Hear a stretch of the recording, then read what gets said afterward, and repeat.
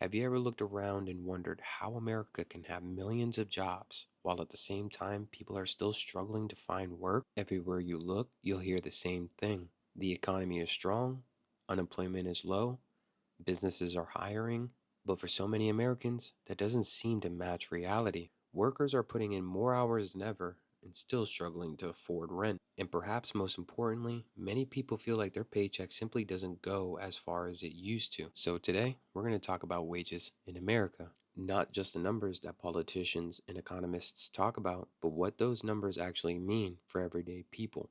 And because I live in Florida, we also look at what this issue looks like closer to home. Because while America's economy may be growing, many Americans still feel like they're falling behind. Let's start with the national picture. As of 2026, the unemployment rate in the United States sits around 4.3%. On paper, that's not bad at all. Historically speaking, economists would consider that relatively low unemployment. People are working, the economy appears to be moving, but there's another side of the story because getting a job is only part of the equation. The bigger question is, what can that job actually buy? This is where the idea of purchasing power becomes important. Purchasing power refers to what your money can actually afford. In other words, earning more money doesn't necessarily make you wealthier if the cost of everything around you rises even faster. And that's exactly what many Americans are experiencing today. According to data from the Bureau of Labor Statistics, average hourly earnings increased during the past year. Sounds great, right? The problem is that inflation continued to eat away at those gains. In fact, inflation adjusted earnings actually declined by roughly 0.8% from May 2025 to May 2026. That means many workers technically received raises, but after accounting for rising prices, they were effectively making less. Think about that for a moment. You can earn more money than you did last year and still have less buying power. That explains why so many people feel stuck. Their paycheck might be bigger, but so is their rent, so are groceries, so are utilities, so are insurances, so is nearly everything else. The result is a growing disconnect between economic statistics and personal experience. Because while economists point to rising wages, workers point to rising bills. And when people open their banking app at the end of the month, that's the number they care about. Another issue is the modern job market itself. Officially, there are still millions of jobs opening across America. As of April 2026, there were approximately 7.6 million open positions. Yet, many job seekers continue reporting the same frustration. Applications disappear into online systems. Interviews go nowhere, employers never respond, and some positions appear to remain posted indefinitely. This has led many people to ask one simple question.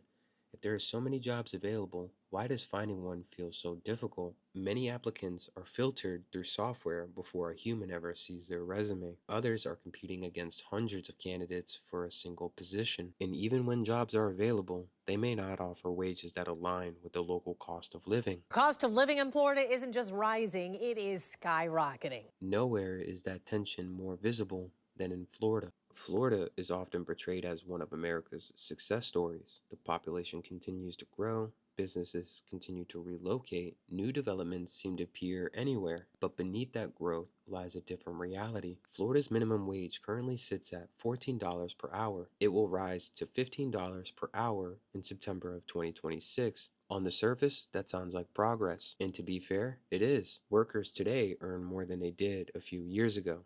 But here's the challenge. According to MIT's living wage calculator, a single adult in Florida needs approximately $24 per hour just to meet basic living expenses. Not luxury, not vacations, not an extravagant lifestyle. Basic living expenses. That's nearly $10 more than the state's current minimum wage. When you look at those numbers side by side, you begin to understand why so many Floridians feel squeezed. Housing costs have surged, insurance costs have surged, food costs have surged, yet many wages haven't kept pace. And that's where the conversation becomes bigger than politics. Because regardless of where someone falls with politics, many people want the same thing. They want meaningful work. They want financial stability. They want to feel like their effort leads somewhere. But for many Americans, especially younger workers, that promise feels increasingly uncertain. The reality is that two things can be true at the same time. America can have job growth and workers can still struggle. The economy can be expanding and people can still feel poor. Wages can be rising and purchasing power can still be declining. That's the contradiction many Americans are living through today. And until wages consistently outpace the cost of living, many workers will continue to ask the same question. If the economy is doing so well, why doesn't it feel that way? Maybe that's the real story, not where America is creating jobs, but whether those jobs are creating a kind of life people were promised. And for a growing number of Americans, that's a question that remains unanswered.